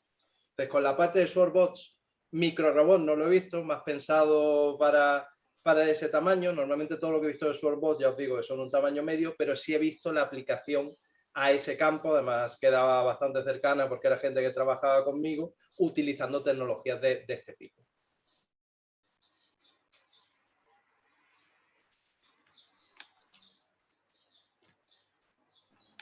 Óscar, la pregunta del millón. ¿Cómo ves la investigación desde la posición de los algoritmos, la divulgación, su usabilidad que está clara? ¿Cómo ves la investigación en este ámbito futuro? Aunque entrarnos, alejarnos de la divulgación, que es la charla divulgativa, y entrar más en temas de trabajo. Pero ¿cómo ves la investigación en este ámbito? En la parte de optimización y todo el conjunto de algoritmos de optimización evolutivos, hormigas, etcétera, etcétera. Bueno, pues aquí ya sabes que hay... Aquí preguntan lo mismo que yo, pero desde una perspectiva un poco más dura, Nuria. Y Paco, ¿qué me has pillado escribiendo cuando estás hablando? Pues y después viene Javier Andreu. Después viene Javier Andreu. Pues la de Nuria, perdona, ¿has leído la de Nuria o te la leo? Sí. ¿Cuál es el boom sobre sí? Además, iba a ir mi respuesta antes de leer lo de ella, iba a ir en la misma línea. Para mí es totalmente distinto, ya me lo habéis oído alguna vez, incluso pues nosotros tenemos la suerte de dar clases de esto en tercero, ¿no? Y de comentar con chavales de 20 años su percepción. Entonces, claro, es muy llamativo y vende mucho, y a la gente le gusta mucho. Paco, de hecho, pone prácticas de invéntate una nueva metaheurística, ¿no? Y cómo harías una nueva metaheurística bioinspirada. En el campo de investigación ahora mismo hay un boom de imitar todo lo que se mueva. Y ayer mismo, es que esto sí lo puedo contar, hay otras cosas que no puedo contar ayer mismo tuvimos reunión del comité administrativo de la IECubo y estuvimos con los premios. Y entonces salieron los algoritmos, hasta ahí salieron los algoritmos del cuco, que imitan el pájaro del cuco. Y la gente que no le sonaba a todos los algoritmos bioinspirados, porque ahí están de todo el campo de computación inteligente, decían, pero ¿cómo puede haber eso si suena hasta broma que haya algoritmos imitando a los pájaros del cuco? Entonces, mi percepción ya la habéis visto siempre. Desde la perspectiva de bioinspiración queda muy bonito, pero yo soy un ingeniero y yo quiero resolver los problemas. Entonces, a mí no me vale de nada algo que se parezca mucho y que imite maravillosamente a tal animal extraño, raro y tal, y que te lo vendan solo por la imitación del algoritmo. Yo quiero que el problema se resuelva de la mejor forma posible. Entonces, ¿eso qué hace? Eso complica mucho más porque es un área tan llamativa que hay muchos desarrollos en esa línea. Entonces, realmente, ¿qué es lo que se trata? Pues de tener unas bases. Lógicamente esto es divulgación, nos quedamos a un nivel muy alto, pero ya hemos ido metiendo el guiño de, oye, yo voy a tocar esto para alejarme de la inspiración y conseguir resolver el problema de la mejor forma posible. Entonces, yo quiero que me den un algoritmo que se parezca a un cuco, no se parezca a un cuco, me da igual, sino yo quiero que me den un algoritmo que me resuelva el problema de la mejor forma posible. Eso cada vez es más complicado. Cada vez hay un bestiario, como muchos sabéis, donde puedes buscar en internet todos los algoritmos raros que hayan aparecido y la gran mayoría de esos algoritmos son o muy parecidos a otros que ya existen o son meras imitaciones de un sistema y no están demostrados experimentalmente que funcionen bien. Entonces, ¿qué es lo que tratamos? Encontrar un equilibrio. Los corales son un algoritmo que siempre nos sale de ejemplo y hemos tenido invitado en la asignatura al creador de los corales. Los corales es un algoritmo que lo dices de primera, está imitando los arrecifes de coral. Dice, uy, ya es otra cosa rara que me están contando. Pero si miran las tripas del algoritmo, el algoritmo establece un mecanismo de búsqueda que realmente te permite resolver los problemas de forma más rápida y de la forma mejor posible. Entonces, si encima tiene una inspiración biológica que funcione bien, maravilloso. Pero si no la tiene, pues desde un punto de vista ingenieril, no lo podrás contar tan bonito en una charla de divulgación, pero realmente será útil para resolver problemas en el área. Esa es mi visión. Ahí obviamente acepto todas las visiones intermedias, contrarias y lo que sea, pero cuando uno lleva muchos años trabajando en un área de este estilo, pues lo que quiere es que el área avance de la mejor forma posible. Con las hormigas me pasó, como sabes, hay muchas comunidades que trabajan en este estilo. Entonces, en una de las escuelas de verano que se montó en la red de Metaheurístico Español, me pidieron que contara las hormigas. Entonces, para gente que viene de búsqueda tabú, que es un algoritmo que para divulgación será imposible contar y que, como sabes, en clase es el que más les cuesta a nuestros chavales y chavalas en tercero. Yo lo quitaría del temario directamente. Ellos son puristas y el algoritmo funciona muy bien para problemas de optimización combinatoria. Hasta que no les conté las hormigas como un algoritmo que tenía memoria, que al final tiene la inspiración de la hormiga, pero tú lo que tienes es un rastro de feromonas, que es una estructura memorística con la que vas generando nuevas soluciones. Entonces, ahí entendieron de verdad que las hormigas podían valer y las respetaron más. Hasta ese momento las miraban mal. O sea, al final es cómo se cuenten las cosas muchas veces dependiendo de cómo sea el algoritmo por dentro. Para mí son mejores los evolutivos las hormigas que algunas de las técnicas más puristas como la búsqueda tabú, que es un engaño. Dicen movimientos tabú, dicen mentira, porque luego hay un criterio de aspiración que cuando el movimiento tabú es el que manda, te lo coges. La búsqueda tabú no es mentira, es un invento de hacer También piensa que tú eres de inteligencia artificial y resuelven muchos problemas que ellos no resuelven. Ellos trabajan normalmente con optimización combinatoria. Sí. Entonces tú estás harto de trabajar con problemas que te requieren manejar números y números en coma flotante. Pero tiene el Simultanealing, que es una solución elegante, muy simple de explicar, muy fácil de implementar, y nadie me puede demostrar que TabooSearch va mejor que Simultanealing. Te dicen, el chascarrillo es este problema es tan sencillo que se puede resolver con Simulated Annealing. Eso te Fred Clover. O sea que fíjate cómo cambia dependiendo de las comunidades en las que estés. Ya, hombre, pero bueno, sí, yo soy consciente. Pero realmente con Simultanealing puedo abordar cualquier problema de optimización combinatoria, y cuando el problema es mucho más complejo en la representación o en la solución, te va a hormigas, que en definitiva una búsqueda multiarranque, metiéndole una buena local search, porque hay una multiarranque, con lo cual técnicamente, y tiene un generador muy bueno que mete diversidad en la generación de soluciones iniciales, realmente lo puedes plantear así, la hormiga, con la cual es una súper potente búsqueda, algoritmo de búsqueda en los ámbitos binarios. La búsqueda local es una cosa que ya nos estamos alejando de la inspiración. Yo cuando contaba, obviamente aquí hoy de divulgación no me iba a poner a hablar de búsqueda local. Búsqueda local, tú lo sabes, un refinamiento pequeño, y entonces lo decía siempre. La hormiga ha ido, ha encontrado la comida y ha vuelto al hormiguero. Y ahora dice, oye, voy a salir otra vez, me voy a dar otro paseo, y en el camino intermedio, en vez de tirar por este camino, voy a tirar por este otro. Entonces, claro, estamos jugando a ser Dios, ¿no? Sí. La hormiga no va a hacer eso en la vida, pero a ti te interesa como ingeniero, como experto en IA, para mejorar un poco esa solución, y sabes que eso es lo que funciona bien, no la hormiga original. A mí me chirría los infinitos modelos que se están haciendo. El otro día alguien, no sé, en la asignatura, con esto de que hemos pedido a los estudiantes que busquen sus soluciones, hay un autor que ha planteado dos metaheurísticas, y era la misma con distinto nombre, la misma fórmula matemática cambiada de nombre. Y buscó dos inspiraciones, inventó dos nombres con la misma fórmula matemática, que ninguno es el agujero negro, y no recuerdo cuál es la otra, no sé si Dani se acuerda, que era el agujero negro y otra más. Una del corazón, Paco, la del corazón. Ah, la del corazón. Ahí pues ya se la sabe toda. Pues al final dos nombres con la misma, y ninguna de las dos funciona bien. Bueno, es que es una única búsqueda. Entonces, obviamente, como pregunta Nuria, un uso abusivo de propuestas que no buscan resolver problemas. Yo me estoy volviendo cada vez más práctico, tú lo sabes. Yo ya cada vez digo más que la inteligencia artificial ahora tiene como objetivo resolver problemas, y que tenemos que abordar nuevos problemas, nuevos retos y dar nuevas soluciones. Entonces, me estoy volviendo muy práctico en ese planteamiento de una ciencia aplicada, podríamos decir. Entonces, creo que hay que mirar primero el problema y después, y a partir del problema, plantear la metodología para resolverlo. Bueno, Javi lleva un rato esperando hablar, así que tu turno. No, Paco, si ya me has resuelto mi pregunta. Mi pregunta era realmente, dice, teniendo toda esta batería de algoritmos metaheurísticos, ¿cuál usar, ¿no? debido a un problema, ¿no? O cuáles son las estrategias que tú seguirías para decidir qué algoritmo usar. O me tiro por un modelo de inteligencia de enjambre, o me tiro por un algoritmo genético. Miro pues el el tiempo polinomial que me puede tardar, si es NP completo, NP hard, o simplemente pensando un poco la intuición que tenga digamos, el científico del problema. Yo creo que hay mucho de intuición, pero de intuición de la experiencia. Nosotros, yo hay un ejemplo que pongo siempre también en las clases, eso que he nombrado de refilón y que algunas veces lo cuento y no me daba tiempo, el problema del equilibrado de líneas de montaje de Nissan, a los estudiantes nuestros se lo cuento todos los años. Para mí es el problema más complicado que yo he resuelto en mis 25 años de carrera. Tardamos 6 meses.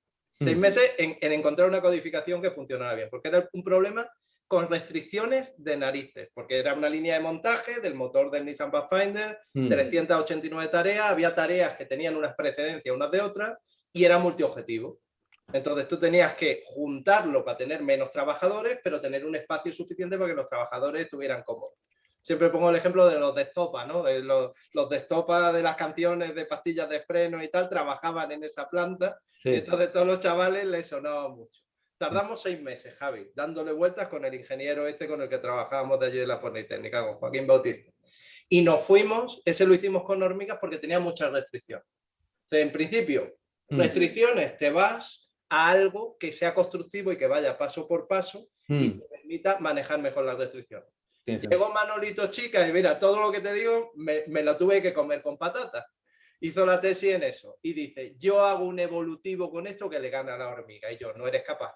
Después de lo que nos pegamos, pues claro, con la experiencia que tenía de curarse el problema, de irse allí de la planta de Nissan y tal, copió unas cuantas cosas de las que habíamos hecho a la hormiga y las metió en un evolutivo multiobjetivo. Y le pegó una paliza a la hormiga alucinante. Pero al final, si te fijas, es experiencia, trabajar mucho con el mismo problema, darle muchas vueltas, incluso lo que puedas traer de background, de haber resuelto problemas similares. Siempre a los chavales les decimos, el 70 al 80% de los problemas los tienes en los libros. Las codificaciones básicas y los operadores básicos te valen para arrancar. Pero luego el conseguir el enfoque ingenieril de dar la mejor solución posible, pues ya es darle vuelta al problema y aplicar todo lo que aprendas. Siempre pongo el ejemplo ese. Buena respuesta. Gracias, Oscar. Para mí, el problema no complicado de codificación binaria, como ha dicho Oscar, si es suficientemente simple, lo resuelves con simultaneamente. Problemas en los que la representación es de un camino, problemas en los que realmente se puede aplicar a la hormiga, obviamente una búsqueda multiarranque y con una buena local sear, por supuesto, la hormiga, porque al final está combinando. La ILS va muy bien, ojo, pero realmente puedes hacer una ILS con más hormigas, con lo cual puedes hacer un potencial tremendo con hormigas. Y ya si te metes en codificaciones no binarias, codificaciones reales, codificaciones mixtas, en modelos evolutivos. Evolutivo, differential evolution y evolutivo dependiendo de la tipología del problema. Si codificaciones mixtas, un genético se traga todo lo que mete en el cromosoma. Codificaciones solo reales, codificación real. Bueno, actualmente algunas variantes de algoritmos evolutivos, de algoritmos de differential evolution están demostrando estar en la frontera de las competiciones con tamaños pequeños. Y bueno, y con tamaños grandes también hay algunas propuestas potentes. En eso Dani Molina es el experto. Entonces, dependiendo del problema, es cierto que luego la experiencia. Lo que nunca utilizaría en un problema real, el search. Nunca. Sinceramente. Lo quitamos. Yo la quitaría de la ecuación. Vamos, la explico, pero algún día se acaba de explicar en la asignatura, porque al final es un latazo hasta de explicar. Y te das cuenta cuando terminas de explicarles de esto, ni se entera nadie y realmente estás contando cosas que no son ciertas. Una restricción hasta un mentira. Criterio de aspiración. Luego, ¿para qué? De verdad que algún día diré, mira, quitado de un plumazo, dedico la clase a otra cosa. Muchas gracias por tu respuesta, Paco. ¿Qué te parece el algoritmo de los lobos grises? Vamos, muy bonito. Mira, ese me gusta. Creo que es aunque tiene muchas críticas, es verdad que lo ha criticado Marco Dorigo y Thomas Turce lo ha criticado recientemente en un artículo, pero ha recibido críticas y me tengo que leer este verano los artículos que lo han criticado. Por ello han escrito un artículo diciendo que casi muchas de las que no son originales, básicamente porque argumentan que tienen un cierto parecido a otras o están inspiradas. Es verdad que tiene una inspiración.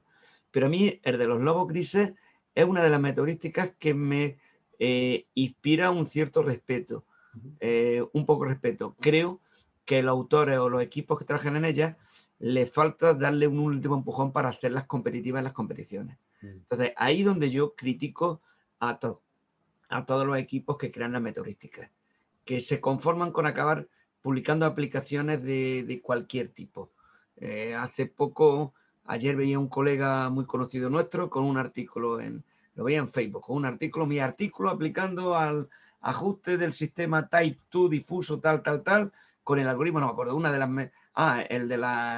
el de los SARC, de los tiburones. Dice, bueno, ¿qué pasa? ¿Que funciona mejor que si hace el evolutionary tuning del 95?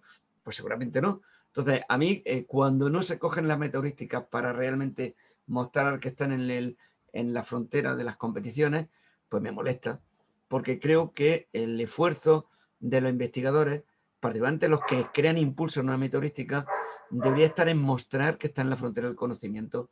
Eso realmente sería el objetivo. Y entonces, oye, te quita el sombrero, chapó, ha ganado una competición de las del CERC, oye, pues te quita el sombrero por este equipo. Ojo, también digo siempre, esto no es fácil, esto es muy fácil de pedirlo, pero la gente de Differential Evolution, desde el 97 que se creó hasta el 15 o el 16 que ganó en la primera competición, solo pasó la friolera de 18 años. Ojo, mientras tanto, Differential Evolution nunca ganó competiciones. Y los de PSO, bueno, PSO es que en la vida ni lo han intentado. Los de PSO, pues bueno, PSO es otra de las que está ahí muy reconocidas, pero nunca se ha acercado a estar en el top 3 de una competición. Y luego hay otra cosa, que ya lo sabes, que cuando empiezas a hurgar, y esto Dani lo sabe muy bien, los problemas que hay en las competiciones no se parecen tanto a los problemas reales. Sí, eso es lo que yo iba a comentar también. Iba a comentar que realmente muchos problemas empresariales a veces lo vas viendo con un algoritmo bastante sencillo, te da un resultado que el de la empresa lo firma directamente al rato. O sea, resolviendo con un Differential Evolution sencillo, los de Volvo estaban felices, por hablar algunos de los que contacté cuando estaba de estancia ahí en Suecia, o bien incluso algunos problemas que por resultado nosotros de ingeniería, lo mismo, un algoritmo sencillo, al tenerlo automatizado, pues ya estaban felices. Eso es que no siempre el algoritmo que gana competición si es necesario para resolver un problema no tan complicado. Nosotros hemos hecho una colaboración con Dani precisamente con esta línea de forenses, con otro de los problemas, que en este caso es para identificar, se llama comparación radiográfica. En vez de con el cráneo tienes una, por ejemplo, se utiliza para los soldados americanos de estos de la guerra del Vietnam. Ahora aparece un cadáver de un soldado de ese estilo, en esa época lo único que tienen es una radiografía de tórax y entonces las vértebras son una de los huesos que más sirven para identificar. Pues tú coges esos huesos, esos restos, haces un modelo 3D y lo proyectas sobre una radiografía 2D que es la que tiene el ejército en el historial del soldado. Pues eso se llama comparación radiográfica. 50 minutos evaluar cada solución. O sea, que telita, tienes que hacer un evolutivo que para hacerte la proyección sea rápido. Quedamos con Dani, que era el experto en codificación real, y empezamos a aplicar todos los algoritmos que habían ganado competiciones recientemente. Pues ninguno iba ni para adelante ni para atrás, porque no se parecían nada la pinta de la función objetivo, el landscape que dicen, con el del problema real. El de la función de test era hiper complicado, hiper rarísimo, pero cuando te llevabas un algoritmo de esos que tenías que hacer además large scale optimization, no funcionaba. Y nos costó mucho encontrar, Dani le dio muchas vueltas, probamos como 10 o 12 algoritmos de los de las competiciones y solo uno conseguimos que fuera bien. Oscar, soy José, de Córdoba. ¿Qué pasa? Una pregunta que quizás es difícil de responder o no sé, pero ¿qué consideras que tiene que tener, qué características crees que tiene que tener una metaheurística para considerarse buena y así podemos desechar, porque como habéis estado comentando existen multitud de metaheurísticas que si de todo, murciélagos, ovejas, de todo. De manera que podamos decir, mira, pues esto nunca va a ser bueno por más que lo intentemos porque no tiene esta o esta otra característica que deben de tener una metaheurística, por ejemplo. Bien, como bien dices, es difícil, claro, pero yo no miraría componente a componente. O sea, nosotros tratamos de insistirle mucho a los chavales. Una vez que les contamos la metaheurística 1, la 2, la 3, les contamos experimento simulado, búsqueda tabulo, evolutivo, la hormiga y tal, y luego les damos un tema específico de equilibrio, intensificación, diversificación. Entonces, mi experiencia es que tienes que tener una visión holística, porque los mismos evolutivos no es lo mismo meterle un torneo binario que estás dándole una diversificación tremenda si luego le metes un operador de codificación real que te da también diversificación. Entonces nosotros tratamos de enseñarles, ya habéis visto un montón de, como el Wyoming, ¿no? Ya habéis visto la realidad, ahora vamos a contar, habéis visto las noticias, vamos a contaros la realidad. Tú has visto los componentes de todas ellas. Ahora ya sabes qué hace cada componente. Pues ahora tienes que montarlo de tal forma que el equilibrio global sea bueno. Y tienes que tener la experiencia, lo que decía Javi Andreu antes, que con la experiencia previa tú seas capaz de ajustar. Entonces, lo bueno es que tenga pocos parámetros para no volverte loco, que es una cosa, el enfriamiento simulado, por ejemplo, funciona muy bien si lo entiendes bien. Nosotros les contamos unas cuantas cosas de cómo generar la temperatura inicial para que correle directamente con la función objetivo, porque si no te vuelves loco. Y cómo generar la solución inicial y los parámetros. Pues eso te simplifica mucho la vida por una metodológica simple como eso. Esa visión global de decir, yo tengo tales componentes de mi metaheurística que van a ser diversificación, tales que van a hacer intensificación. Voy a mezclarlos. Si veo que está convergiendo mucho o poco, lo cambio. Mi experiencia, una búsqueda local, échale todas las horas que pueda a la búsqueda local, porque teniendo una buena búsqueda local para el problema, automáticamente le mete hormigas, le mete búsqueda de arranque, le mete ILS, le mete un memético bien diseñado, funciona de maravilla. Tienes que jugar mucho con el equilibrio, intensificación, diversificación. Y luego, si eres capaz de hacer, por eso a mí me gustan mucho los corales, los vendo mucho. Si eres capaz de hacer coevolución en una sola población que no sea muy lento, funciona muy bien. ¿Eso en cristiano qué quiere decir? Que tú tengas dentro de la misma población que estés aplicando distintos operadores, porque haces distintos equilibrios de diversificación e intensificación. A nosotros nos funcionan muy bien los corales por eso, porque tienes un espacio donde compiten las soluciones, o sea, lo que se genera ya compite con lo que hay, y además los corales estos con sustratos, tú dices, me hago 5 operadores distintos, uno con más diversificación, otros con más intensificación. Y a cada zona de la población, pues lo divido en 5 partes, el 20% de la población van a hacer con un cruce en 2 puntos, el otro van a hacer una mutación de tal, el otro incluso operadores raros. Y esa combinación luego puedes hacerte un estudio de qué operadores son los que mejor te están funcionando para tu problema. Hacer un ratio de cuáles son los que están adaptándose mejor en cada momento de la búsqueda y personalizarte el algoritmo al problema. Entonces, claro, no te he respondido nada concreto de decir, tampoco lo esperaba, vamos, pero es que es por un poco de establecer unas pautas, ¿no? Y que no salgan cada año no sé cuántas metaheurísticas diferentes, ¿no? Y decir un poco de si vamos a... Van a seguir saliendo. Lo que comentas, que al final estás mezclando un poco de una, un poco, lo que has dicho antes, por ejemplo, de la búsqueda local en las hormigas, ¿no? Que al final estamos jugando a ser Dios, ¿no? Y al final, tú mismo me lo estás diciendo, que es coger un poquito de uno, un poquito de otro, y al final, pues, estamos haciendo... El mismo Dorigo, cuando estudias las hormigas que él propuso, que le costó igual 4 años, lo que decía Paco, de lo que cuesta un algoritmo hasta publicarlo, lo propuso en el 92 y hasta que lo publicó en Sistema Cibernético fue en el 96. Y ya luego en el 97 lo metió en el Cubotec y un algoritmo que llama la atención, le costó un montón. Y cuando te pones a estudiar los 3 modelos originales que propuso de hormigas, el que más se parecía a las hormigas de verdad es el que no funcionaba. Claro. Entonces lo tuvo que quitar por el camino. A mí me gusta mucho ese tipo de historias de tirar del hilo, ¿no? De cómo vas convergiendo del algoritmo bioinspirado al que se publica al final. Sí, sí.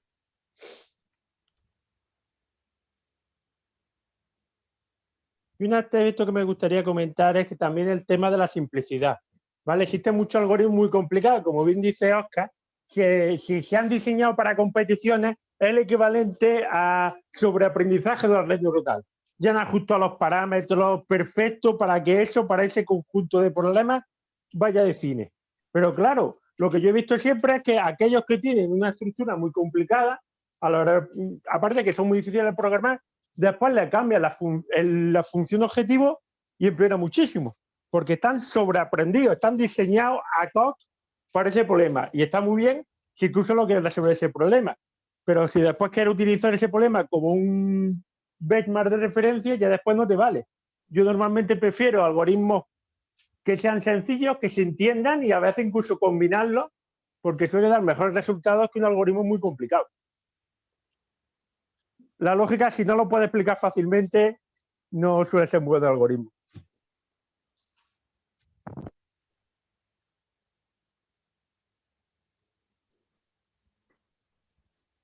Hola, ¿se me escucha bien? Perfectamente, Nacho.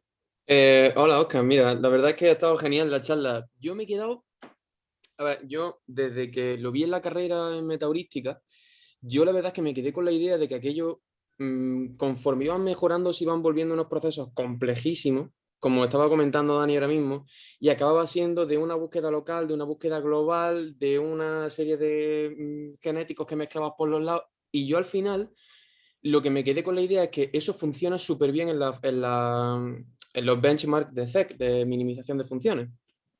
Pero luego, cuando he estado ahora en el doctorado y en el TFM, lo que he estado viendo es que realmente en el problema real, que es lo que tú estabas enfocándote, o sea, como lo que te encuentras en la realidad, es que esto se usa muchas veces para obtener los mejores parámetros de un modelo, ayudar como herramienta secundaria a maximizar el rendimiento de algo que ya tienes.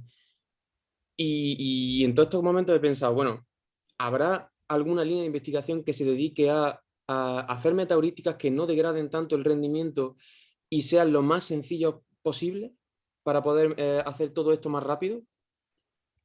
Sí. O sea, lo has planteado perfectamente. Además, esto es propósito general.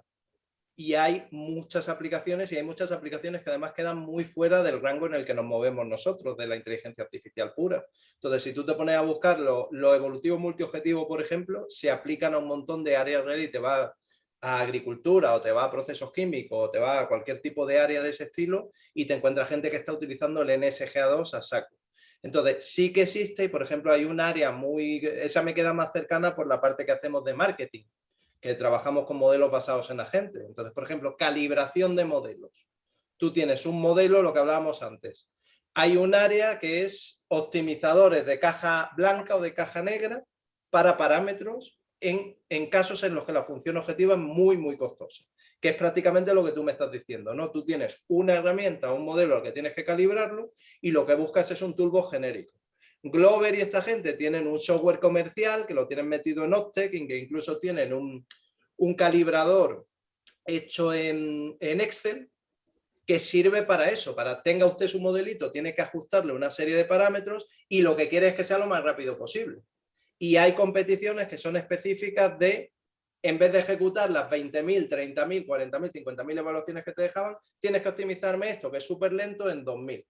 Entonces, sí hay áreas de investigación que están específicamente diseñadas a que la metaheurística sea lo más flexible y lo más rápida posible. Y además te las encuentras, o sea, tú te encuentras como ingeniero a resolver eso. Me estoy acordando, mirando a Paco, de cómo empezamos nosotros con el señor Casilla y el señor Alcalá, que no sé si estarán por ahí, pero que los contratamos en un proyecto europeo de ajuste, alguna vez lo hemos contado en alguna asignatura y en algún máster y tal, ajuste de sistemas de control de aire acondicionado y de ventilación para grandes edificios. Entonces era un sistema que había hecho un ser humano, un experto, con lógica fácil, con 17 variables de entrada, jerárquico, y eso había que ajustarlo y las simulaciones MATLAB tardaba 3 horas. En el año 98, en un ordenador, cada cromosoma que tú fueras a evaluar para ajustar los parámetros de eso. Entonces, claro, tú ahí lo que querías, lo que estaba esperando era el tipo de la empresa para meter eso en hardware. Y nosotros teníamos que buscarnos la vida para que un genético, un enfriamiento simulado, lo que fuera, probamos con un enfriamiento simulado, fuera capaz de calibrar un proceso de control así de grande de una forma rápida. Pues va en la misma línea que tú dices, te encuentras un entorno que las restricciones no son las que tienes en tus clases, las que tienes en los libros, que tú puedes tener un supercomputador para ti para hacer 20 millones de experimentos de deep learning, sino no, es que tienes que restringirte a que la aplicabilidad en el diseño y la aplicabilidad en la ejecución tengan las restricciones del entorno real. Entonces sí hay áreas, como la hay como tal en algunos procesos de metaheurística, y las hay muchas aplicaciones reales que tienen esas restricciones de tiempo. Pero Víctor Rivas lo decía antes, esas son las cosas que son menos, salvo que sea un área que alguien haya definido, una competición, y empiece la gente a proponer algoritmos para eso, y eso sí te lo miran bien. Publicar una aplicación real con todas esas restricciones, muchas veces los editores no te la compran porque tiene pocas citas. Claro, no sé, yo es que al final veo eso, como que los sistemas grandes se llevan como la popularidad por obtener un mejor resultado, pero queda poco aplicable. Sí, bueno, hacer a lo mejor 50.000 evaluaciones, pero es que tú no puedes hacer 50.000 evaluaciones de una red neuronal. Es que eso es una locura.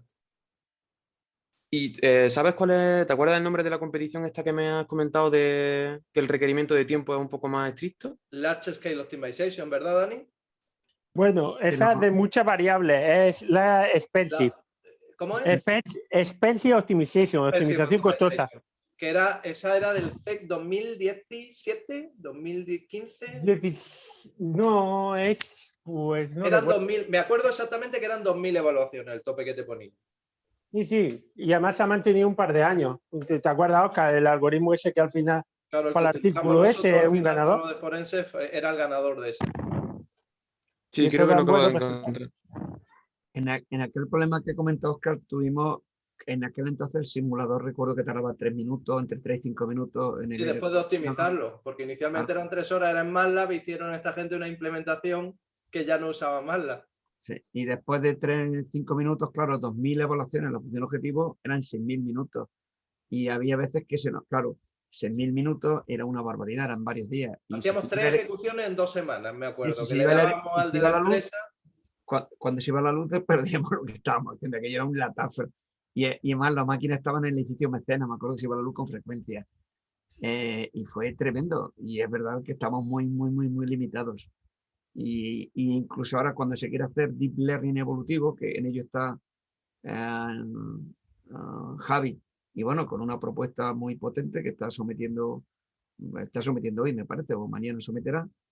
Y las limitaciones con el Deep Learning evolutivo está en la gran cantidad de evaluaciones que hace falta para que converja, y desgraciadamente para este tipo de problemas de Deep Learning, pues los tiempos se disparan. No somos Google, que ahora lo ha propuesto, tiene un software también en este ámbito, pero bueno, Google tiene granjas de GPU por castigo, nosotros las tenemos en chiquitito.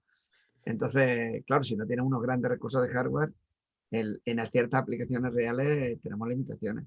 Y luego lo que tú dices, Oscar, te van a comprar siempre en todos ámbitos. Yo compro antes como editor de revista la metodología que la aplicación, porque la metodología bien diseñada tiene más citabilidad que la aplicación, solo que sea muy, muy original. Hay que tener ese equilibrio, y yo acepto muchas aplicaciones, pero soy consciente de que hay que tener ese equilibrio. Entonces, las aplicaciones van teniendo... Lo que pasa es que se pueden resolver aplicaciones con metodología.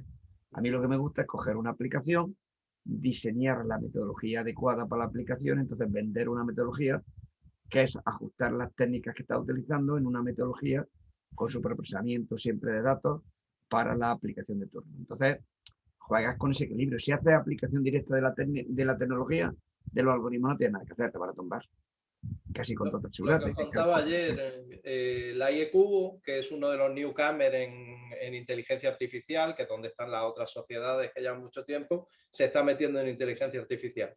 Y ha entrado con un enfoque totalmente distinto a lo habitual. Va a montar un congreso, que lo monta Piero Bonisone en 2023, la primera edición en California, y lo hace desde el punto de vista de la aplicación. O sea, el congreso va a estar focalizado en empresas y en aplicaciones, para crear un nicho distinto de lo habitual del área. Pues no sabemos cómo de exitoso será. La IEQ tira, además no lo hace solo la sociedad de Computational Intelligence, lo hacen 4 sociedades distintas, pero van tratando de vender eso, la aplicabilidad de las técnicas, no solo que tengas que diseñar la nueva super técnica para cada cosa. Veremos si sobrevive o no. Pues nada, pues muchas gracias, Óscar. Nada.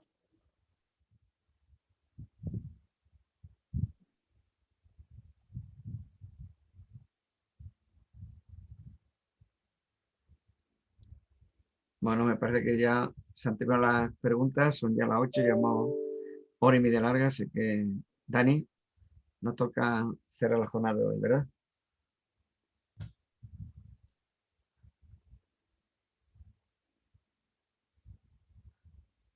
No te escucho, Dani, no te escuchamos. Vale, sí. Bueno, resulta que he tenido problemas con el ordenador, al final me he terminado conectando con el móvil, las cosas como son estas cosas. Y bueno, recordad a todo el mundo que esté que esto es la segunda de una charla de Ada Lovecraft, que realmente va a haber otra después del verano.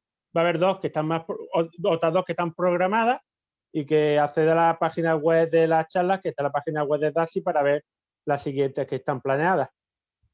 Que la idea es que haya bastante más charlas. Y ya está, y despedir a todo el mundo, porque ya se nos ha alargado, la verdad, un poco bastante esta. ¿Vale? Nos lo hemos pasado muy bien. Estábamos a gusto, eso, no nos enrollamos tanto. Muchísimas gracias Venga. a todos. A ti, Óscar. Venga, saludos, chao. Un abrazo. Gracias, tío. Chao.